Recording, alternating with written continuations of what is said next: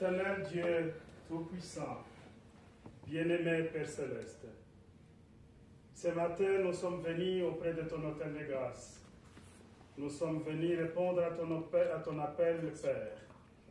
Nous sommes venus en tant que tes enfants que tu as choisis par ta grâce et ta miséricorde. Mais nous sommes venus aussi en tant que pécheurs. Pour que toi tu puisses nous pardonner le péché. Pour que toi tu puisses nous donner ta parole. Pour que toi tu puisses restaurer nos âmes. Nos âmes qui sont parfois affligées. Nos âmes qui sont perturbées par les événements de cette terre, parfois qui sont impitoyables, Père. Mais toi, notre Dieu Tout-Puissant, tu nous as promis le royaume de Dieu. Tu nous as promis l'éternité. Tu nous as promis aussi la paix et la justice. Une paix énorme, une justice éternelle. Nous te sommes très reconnaissants pour tout cela, Père. Et ce matin, nous sommes venus pour pouvoir déposer tous nos fardeaux sur cet autel de grâce, afin que toi, tu nous donnes la paix et que tu nous donnes ta joie et ta bénédiction. Ensemble, nous voulons t'écouter sur cet autel de grâce, que tu disposes de ta parole, que tu nous donnes ce dont nous avons besoin pour notre vie spirituelle, mais aussi tu nous donnes des conseils, afin que nous ne puissions pas trébucher sur le chemin que le Seigneur nous a laissé, que nous puissions continuer. Malgré les difficultés de cette terre, malgré les afflictions, malgré le malheur parfois qui frappe à nos portes. Nous venons auprès de toi, Père, pour pouvoir avoir encore une fois de plus la force, mais aussi pour renouveler la confiance, pour avoir cette parole avec nous comme la nourriture qui nous donne la force de pouvoir continuer.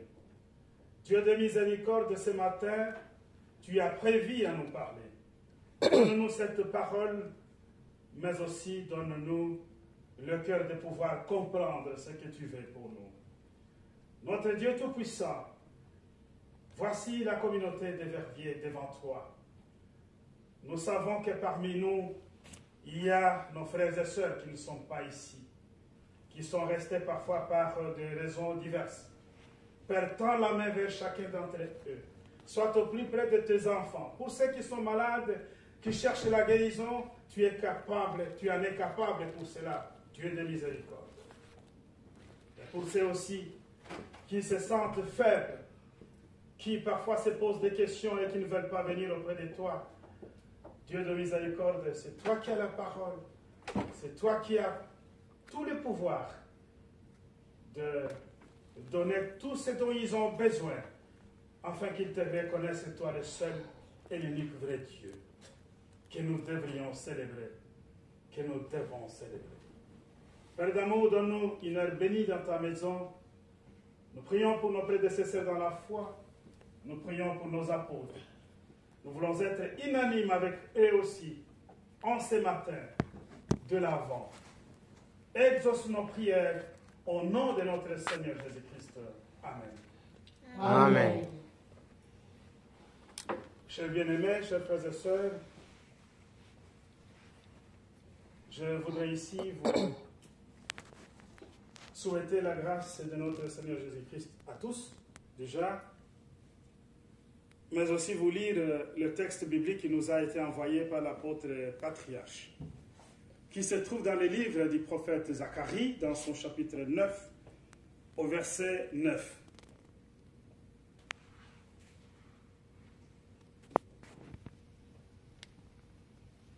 Sois transportée d'allégresse, fille de Sion. Pousse des cris de joie, fille de Jérusalem. Voici ton roi vient à toi. Il est juste et victorieux. Il est humble et monté sur un âne des petits d'une ânesse. Merci beaucoup.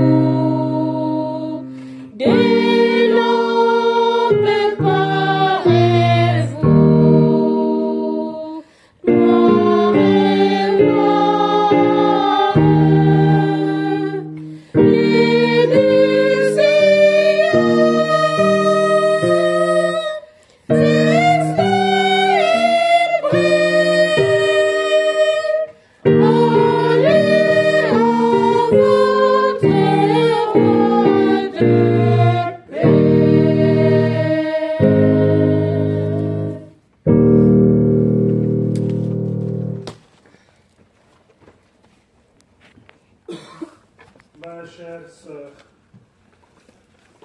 mes chers frères en Christ, vous avez chanté le roi de paix, le roi de justice,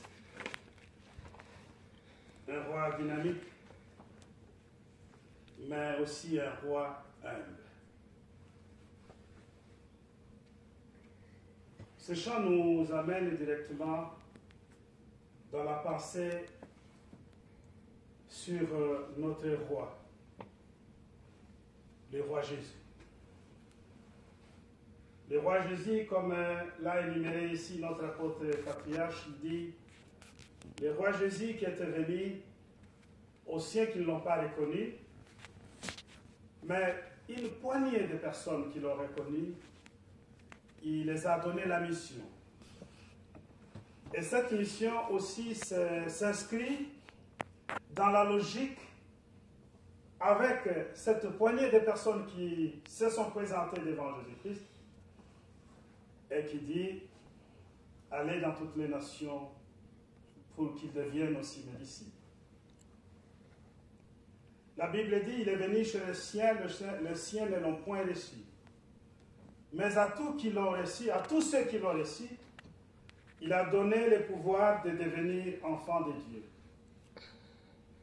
Parce que c'est logique, on ne pouvait pas devenir enfant de Dieu du jour au lendemain. On n'était pas dans la lignée de David, nous. On n'était pas les Juifs, ce peuple de Dieu choisi pour représenter le Dieu Tout-Puissant sur cette terre. Et le Seigneur qui est venu auprès des Juifs pour pouvoir concrétiser justement la promesse, il rencontre de barrières. Il rencontre des difficultés avec les Juifs. Les Juifs sont restés en train d'observer la loi au lieu d'accompagner justement la nouvelle alliance qui était dressée devant eux et qui était venue justement pour restaurer le royaume d'Israël. Ils l'ont pris d'une autre manière.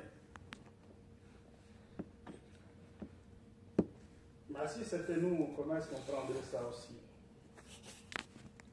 Vous vous trouvez dans un pays qui est convoité, un pays qui attire toutes les convoitises du monde, toutes les civilisations veulent venir s'instaurer sur Israël, ils veulent prendre Israël, ils combattent Israël, et le Seigneur qui arrive, il dit, mon royaume n'est pas de ce monde. Et tous ces gens-là qui espéraient la restauration du royaume de David à travers les rois qui venaient, ils se posent des questions.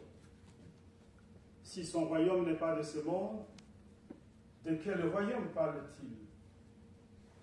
Qu'est-ce qu'il est venu faire?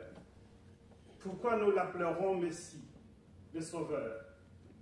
Parce que nous attendons ces rois-là. Ces rois que nous venons de lire ici. Ce roi qui vient, il est victorieux, il est dynamique. Il est le roi de la paix. Le roi de la justice. Mais il dit, la paix et la justice que je vous amène n'est pas cette paix que vous cherchez sur la terre. Votre paix, votre justice est dans le royaume à venir, qui doit remonter dans vos cœurs, comme vous le faites déjà.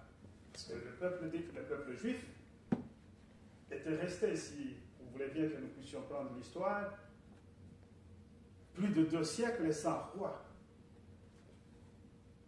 Depuis la captivité en Babylone, ils sont restés sans roi, ils sont restés sans gouvernement, et ils ont besoin justement de cette restauration du royaume d'Israël.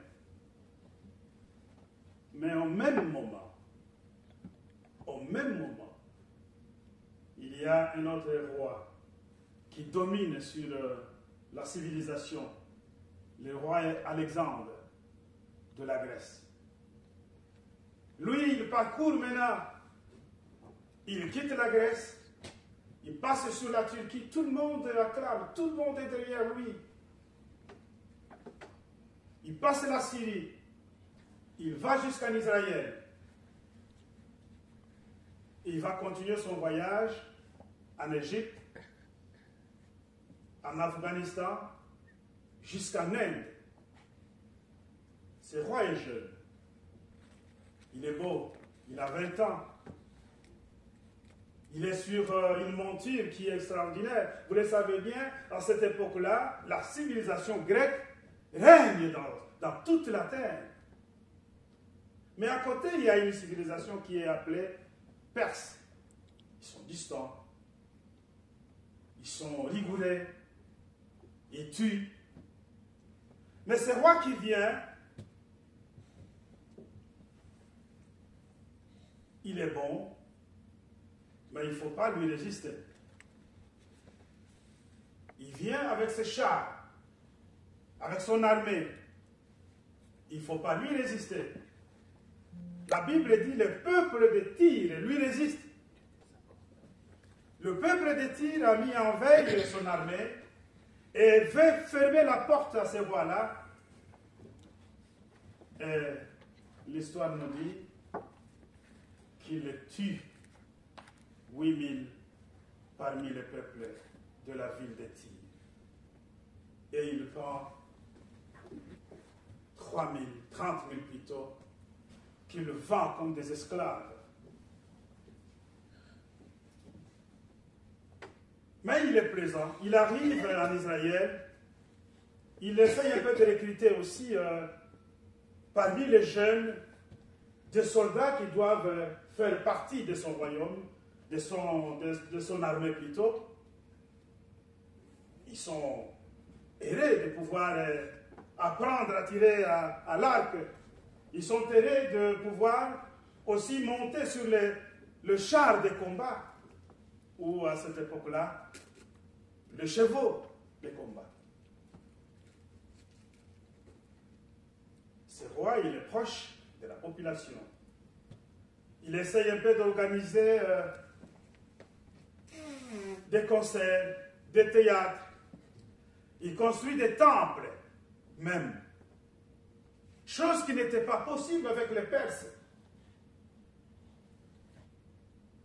Et il ordonne aussi à ses soldats d'épouser les filles du pays.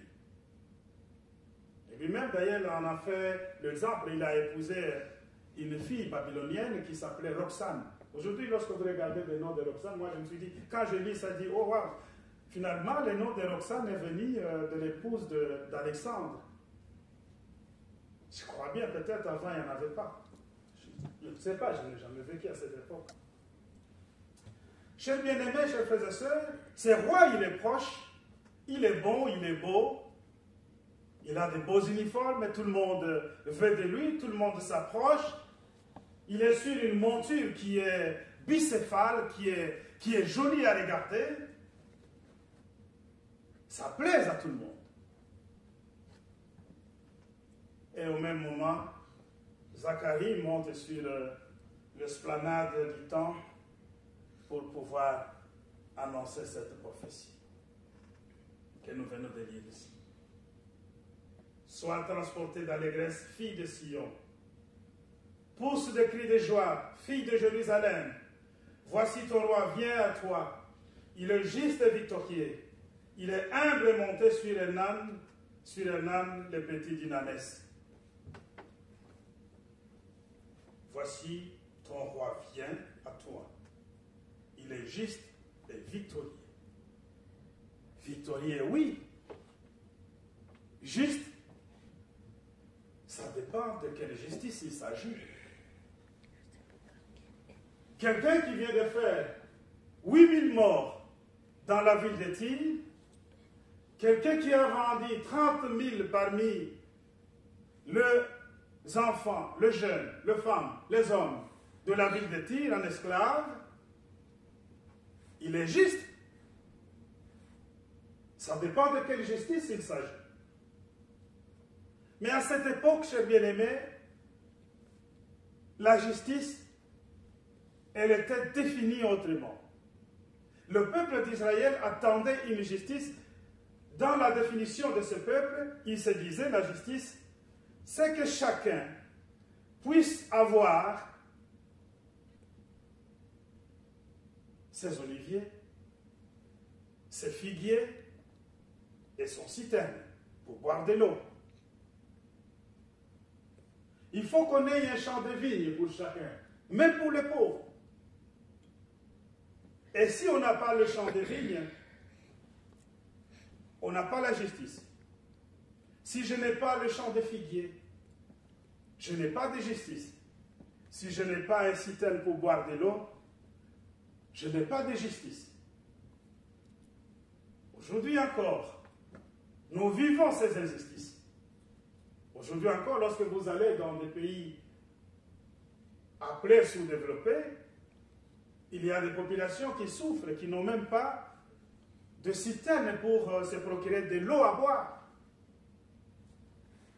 Ils n'ont pas de champs pour pouvoir avoir la nourriture. Ils sont parfois aidés par les autres.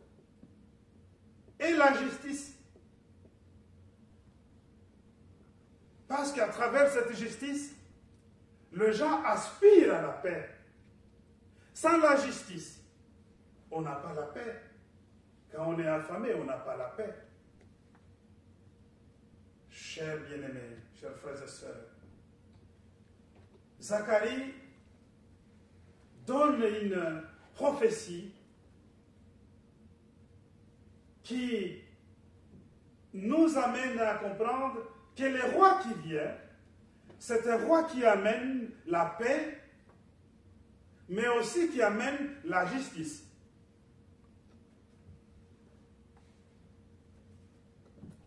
Si nous lisons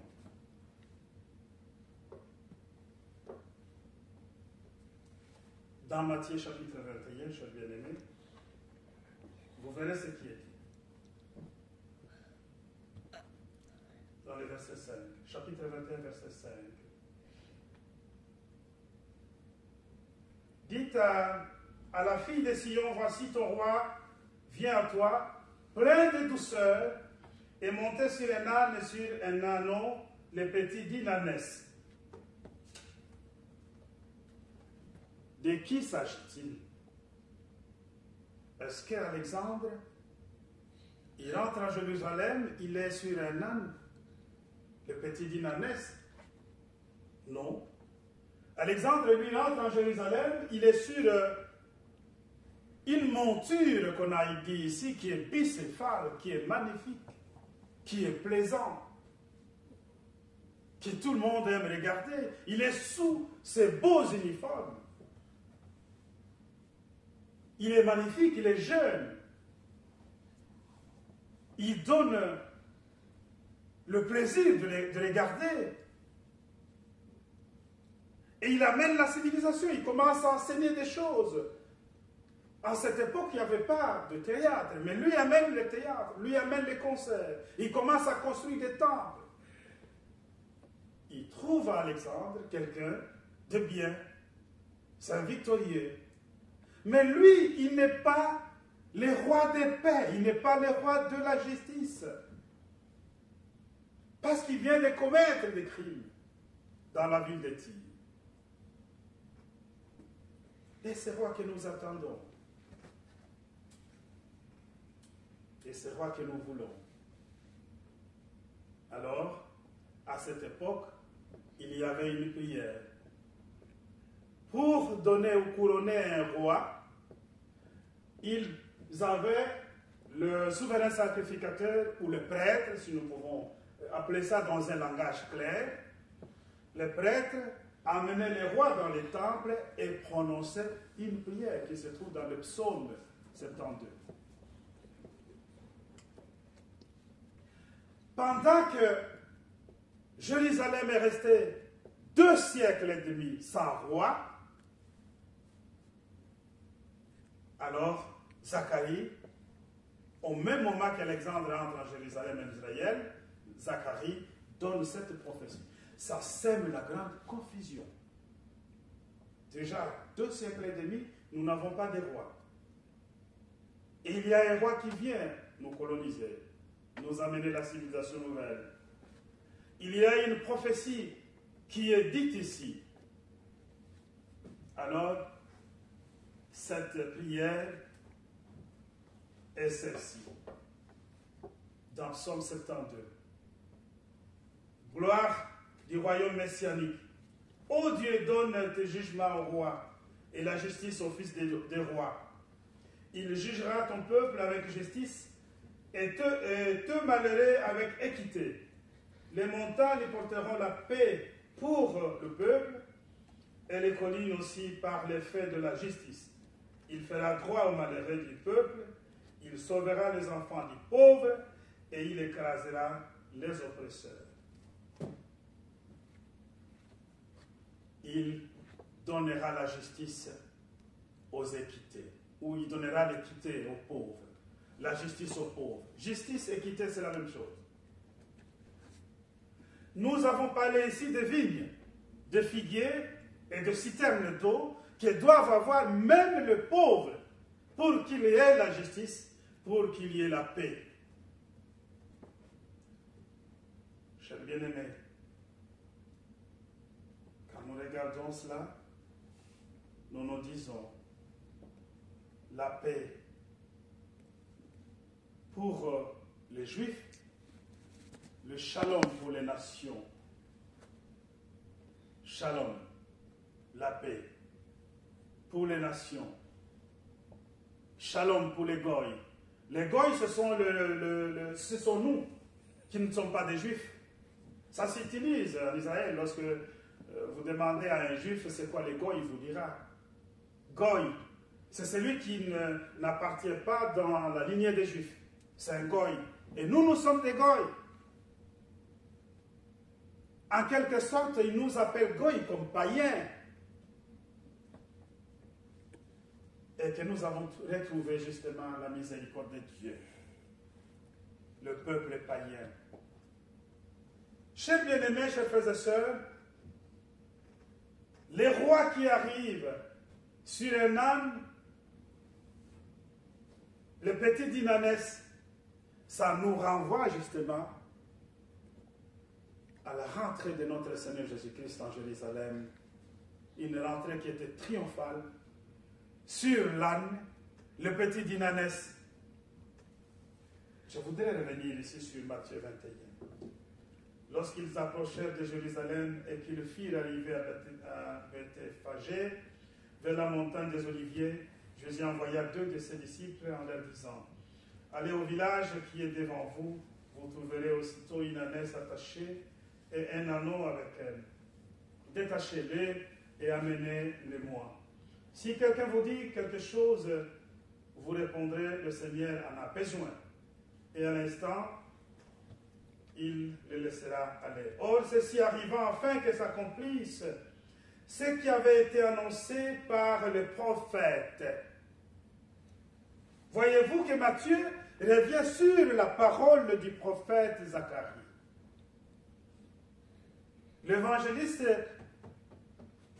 Matthieu écrit ce qui a été prophétisé par Zacharie. Que le roi qui viendrait, c'est un roi victorieux, c'est un roi juste, mais c'est un roi humble. Alexandre est rentré en Jérusalem avec sa monture de chevaux.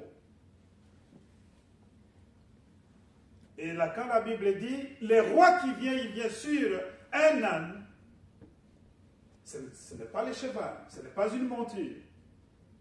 Donc, ce n'est pas l'exemple. C'est Jésus-Christ qui rentre en Jérusalem avec un âne, sur un âne. Et c'est lui le roi qui est venu pour amener la paix. Amener la paix tout simplement, amener aussi la justice, mais aussi la justice non seulement pour le peuple d'Israël qui est les Juifs, qui sont les Juifs, mais aussi pour les Goïs que nous sommes. Il a amené cette paix pour les païens, tous ceux qui viennent intégrer dans sa parole, qui l'acceptent, qui les confesse comme Seigneur et Sauveur, il a sa paix. Il est le roi pour eux. Il est le roi pour nous. Israël qui attendait le roi arrive, le roi amène la philosophie du royaume de Dieu auprès du peuple d'Israël. Ils disent, ce n'est pas ça que nous voulons. Nous avons besoin de celui qui vient restaurer le royaume de David qui est détruit. Ce n'est pas le royaume à venir que nous attendons. 5 jours après, ils ont demandé à crucifier Jésus-Christ. Et ils l'ont crucifié. L'apôtre patriarche nous dit, le roi Jésus qui était venu en triomphe, le roi Jésus qui nous a apporté la paix, parce qu'il n'a pas seulement apporté la paix pour les Juifs, mais aussi pour nous qui avons intégré sa vie, qui avons intégré notre foi dans ce qu'il est notre Seigneur et Sauveur. Il nous a aussi apporté la paix. Il nous a aussi apporté la justice. Et dans la grande justice, il y a aussi le roi qui doit arriver, qui doit venir. Il nous apporte le royaume de justice dans l'avenir. Le Seigneur viendra parce qu'il est allé préparer une place, mais il revient pour prendre chacun d'entre nous. Parce qu'il est roi et que dans ces royaumes-là, il régnera la justice totale, il régnera la paix, le shalom total.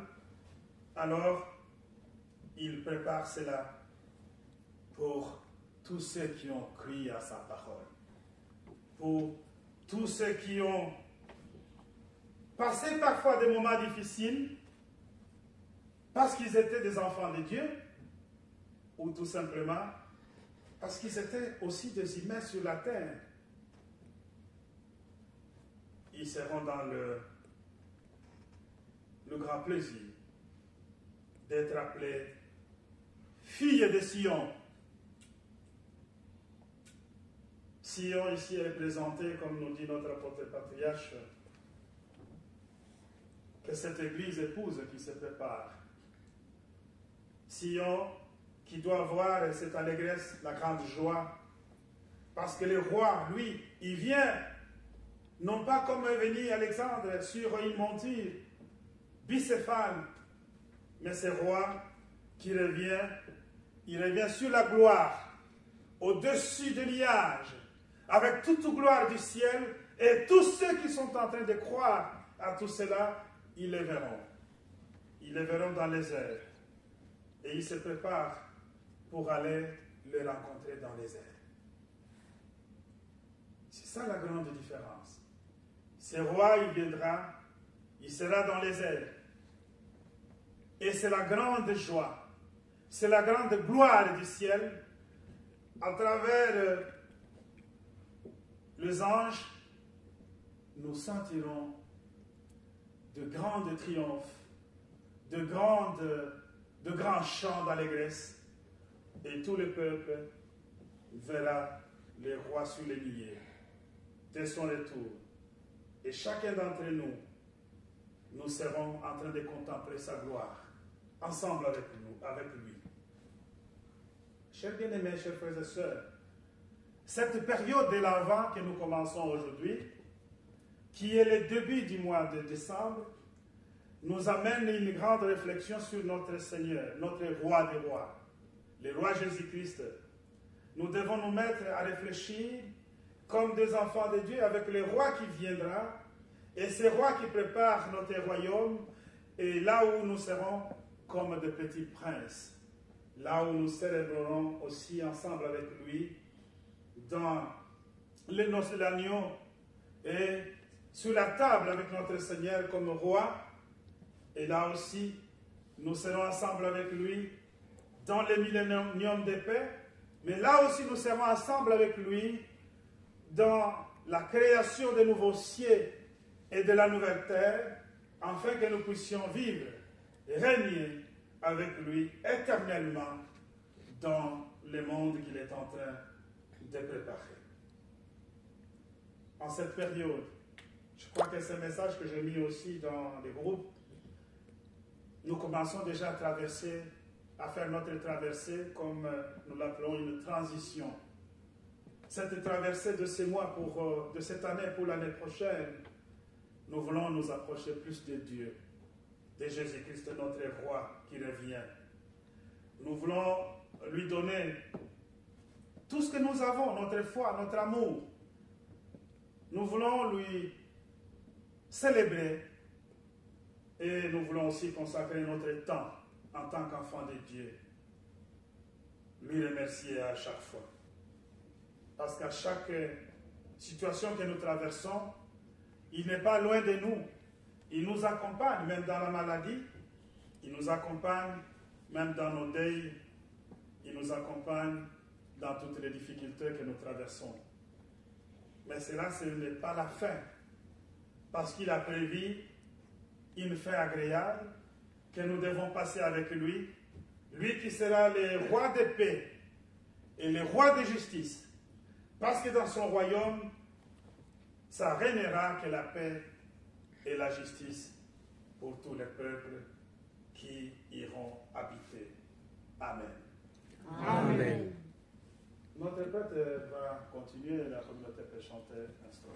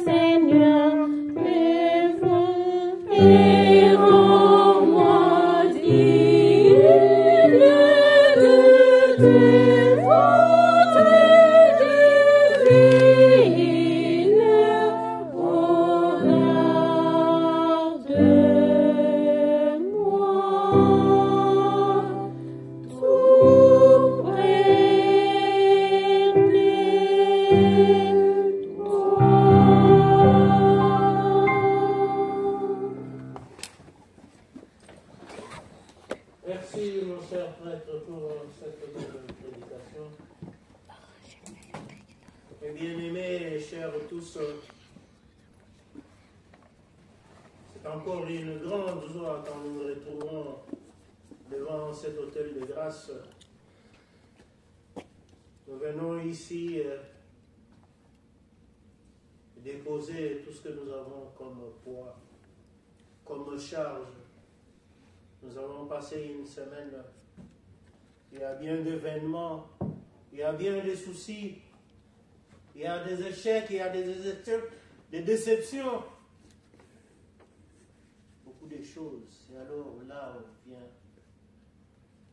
auprès de notre Père, comme il nous dit, venez à moi, vous tous ceux qui êtes fatigués et chargés, je vais vous donner des réponses. Et là aussi, il va nous donner des réponses à toutes les questions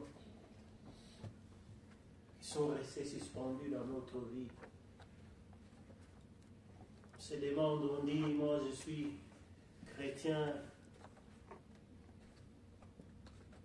frère ou sœur de Jésus-Christ, le Prince de paix, c'est lui qui est tout-puissant.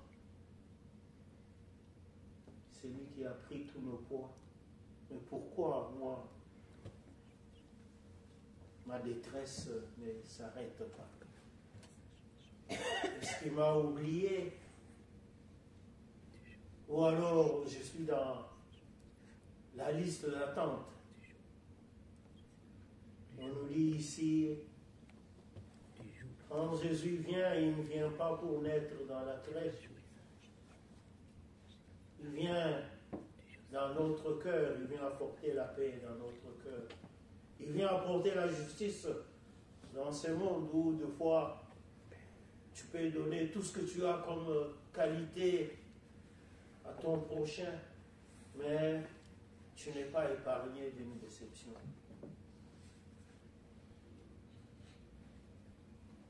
Et cette justice de notre Seigneur Jésus-Christ, il nous demande tout simplement de suivre sa voie. On dit il est juste. Juste, en un certain moment, il est juste, puisqu'à un certain moment, il a accepté même d'être humilié pour que nous puissions être sauvés.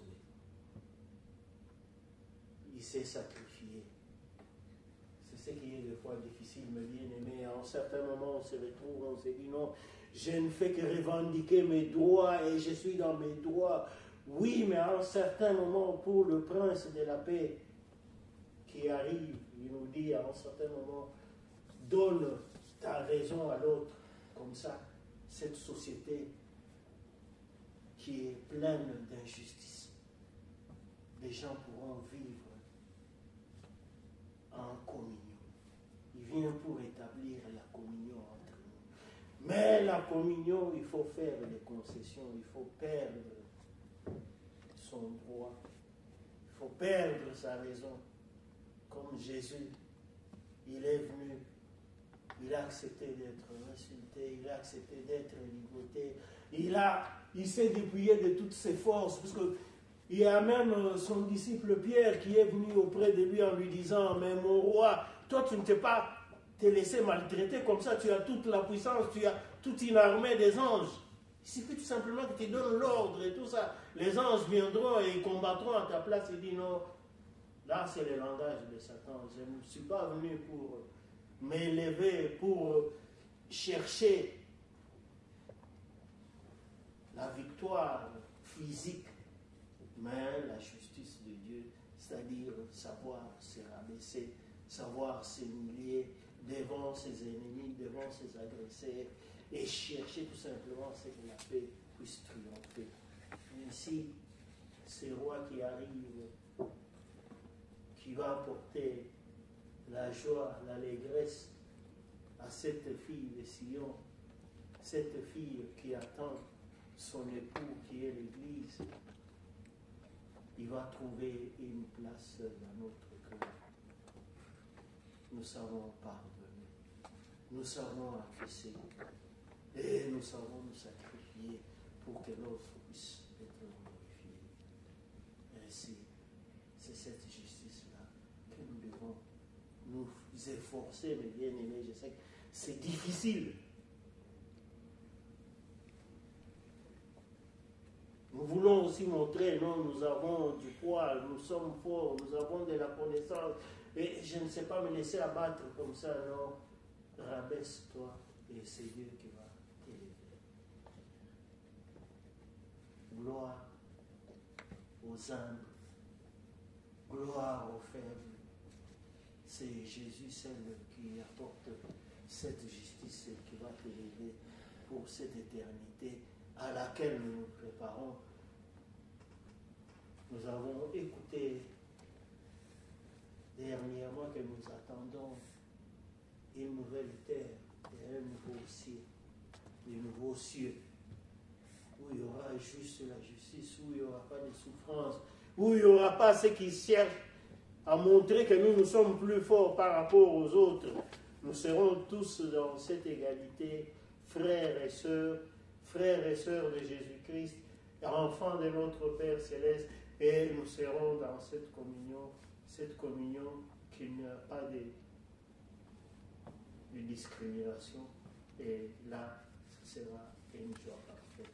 Que notre Père Céleste soit loué. Amen. Amen. Chers bien-aimés, comme en 333 avant Jésus-Christ, lorsque Zacharie se met sur l'esplanade du temple pour prononcer cette prophétie, quand 33 après Jésus-Christ, il y avait le sentiment dans le peuple juif de croire au royaume qui arrive, de croire à la restauration de leur royauté, de croire au roi qui devrait venir pour restaurer le royaume d'Israël. Malheureusement, le roi était venu et le roi leur a montré ce qu'il devrait faire pour le royaume de Dieu. Et ils sont restés tout simplement sur le royaume de cette terre. Et ils ont abandonné le Seigneur. Ils ont demandé à être crucifiés, à les crucifier. En 2024, où nous sommes aujourd'hui, nous devons nous poser la question, à qui moi je donne mon cœur? À quel roi moi je dois m'inspirer? Au roi Jésus ou à des rois de ce monde? Le roi Jésus, lui, il est en train de nous préparer un royaume à venir. Mais il est nécessaire que notre cœur, dans notre cœur, nous puissions monter cette envie, avoir cette connaissance, accepter le Seigneur, qui, je peux dire, est là dans le Saint-Esprit qui est en train d'être manifesté dans l'Église, mais qui sera là en présentiel au jour de la première résurrection. Et le Seigneur ne va pas faillir à sa mission. Le Seigneur lui continue à préparer ce qu'il doit préparer. C'est nous qui allons justement rester avec une conviction de ce que la rédemption du Seigneur puisse être notre rédemption au jour de la première résurrection. Que nous puissions bénéficier de cette rédemption, nous en tant qu'enfants de Dieu, au roi qui reviendra sur les niais, qui reviendra chercher ce qui se prépare aujourd'hui comme Église épouse. C'est pourquoi nous avons dit, ici le prophète nomme l'Église épouse comme la fille de Sion. Nous sommes tous filles de Sion, parce que nous sommes l'Église épouse. Nous sommes ceux qui aspirent au mariage avec le roi Jésus-Christ. Et vous le savez là aussi, dans un mariage, il y a des principes à observer. On ne peut pas entrer dans un mariage comme on veut. Et l'homme lui choisit sa femme de la manière qu'il veut. Jésus nous a choisis, mais il veut que nous puissions observer son commandement d'amour, que nous puissions être ceux qui aiment Dieu par-dessus tout et ceux qui aiment aussi notre prochain comme nous-mêmes. Si nous le faisons, si nous aspirons à ces royaumes, si nous continuons à avoir confiance au roi Jésus-Christ et si nous continuons à persévérer dans l'Église,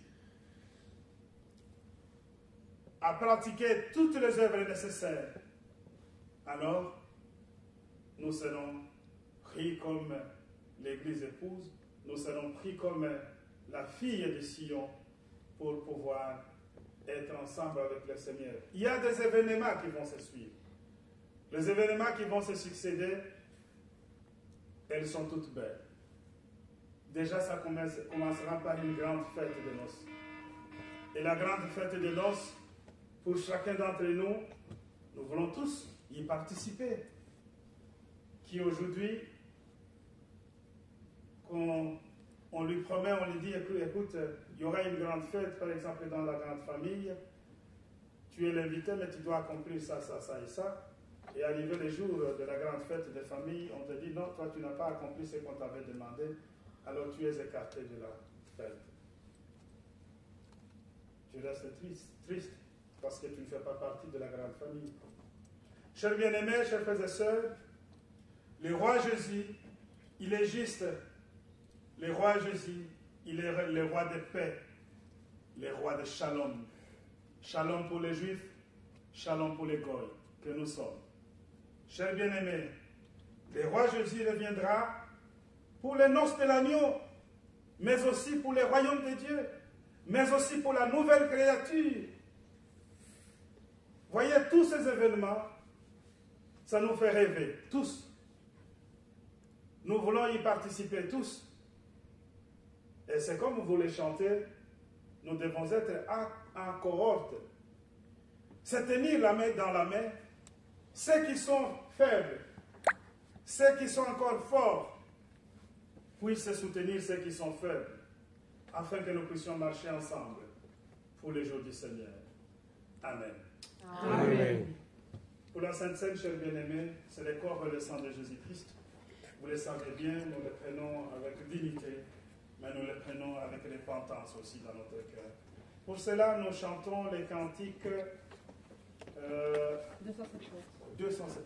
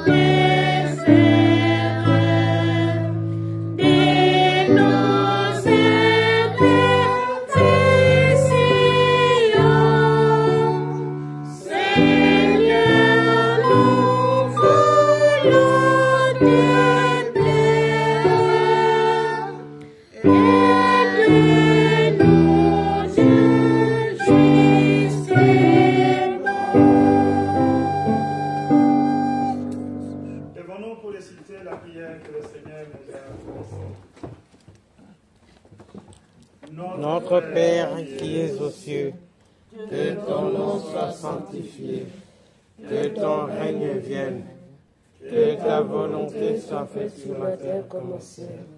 Donne-nous aujourd'hui notre pain quotidien. Pardonne-nous nos offenses, comme nous pardonnons à ceux qui nous ont offensés. Ne nous induis pas en tentation, mais délivre-nous du mal. Car c'est à toi qu'appartiennent, dans tous les siècles, les règnes, la puissance et la gloire. Amen. Selon la mission que j'ai reçue de l'apôtre et mon mandat, je vous annonce la bonne nouvelle. Au nom de notre Seigneur Jésus-Christ, le Fils de Dieu vivant, vos péchés vous sont pardonnés.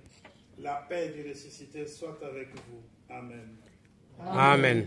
Éternel Dieu de toute bonté, mon Père Céleste, merci pour ce moment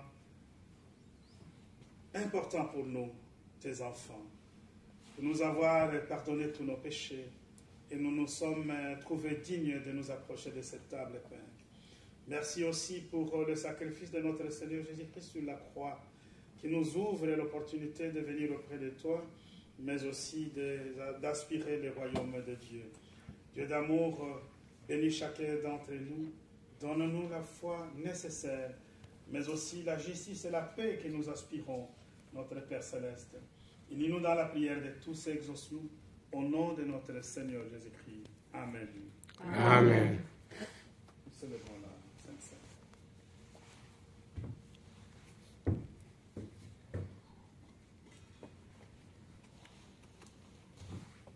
Prions. Au nom de Dieu, le Père, le Fils et le Saint-Esprit, je consacre le pain et le vin pour la Sainte Seine et je dépose le sacrifice unique de Jésus-Christ valable en toute éternité. Car le Seigneur prit du pain et du vin, rendit grâce et dit, « Ceci est mon corps qui est donné pour vous. Ceci est mon sang, le sang de la nouvelle alliance, qui est répandu pour beaucoup pour le pardon des péchés. Mangez et buvez, faites ceci en mémoire de moi, car toutes les fois que vous mangez ce pain et que vous buvez ce vin, vous annoncez la mort du Seigneur jusqu'à ce qu'il revienne. Amen. Amen. Le corps et le sang de Jésus sont donnés pour toi. Amen.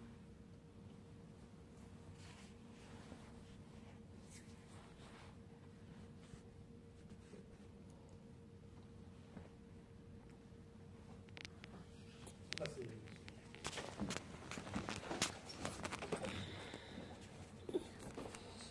Le corps et le sang de Jésus sont donnés pour toi. Amen.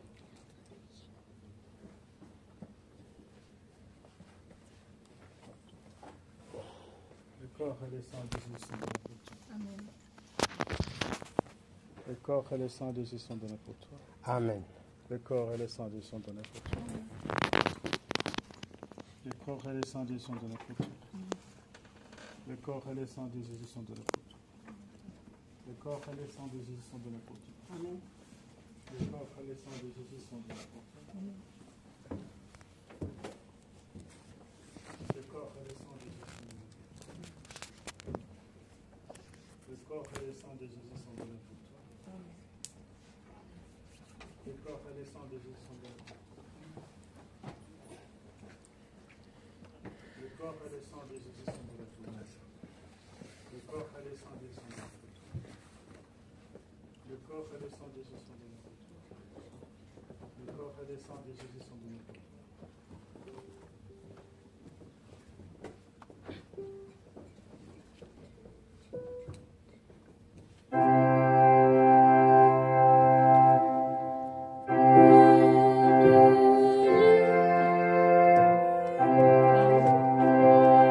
Chantons les cantiques 301.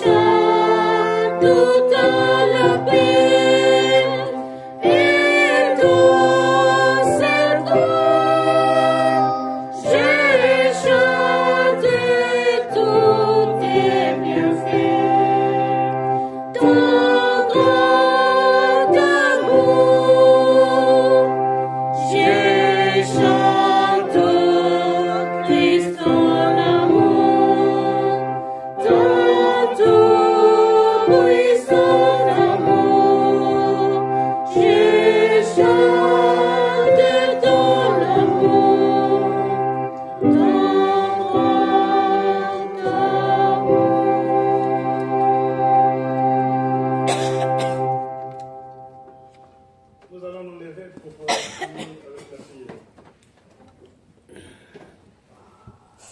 Bon Père Céleste, Dieu de toute miséricorde, Dieu d'amour, nous voici à la fin de ce service divin, Père, que tu nous as accompagnés tout au début et tu nous as donné ta parole, ta bénédiction, le pardon des péchés, mais aussi le corps et le sang de notre Seigneur Jésus-Christ. Ce matin, tu nous as révélé des choses cachées d'en haut et tu nous as dit, soyez toujours, Père, au retour de votre roi qui est Jésus-Christ. Le roi Jésus est toujours dans notre cœur. Le roi Jésus est célébré à chaque fois, Père d'amour. Le roi Jésus, c'est lui notre modèle. C'est lui le roi de notre royaume.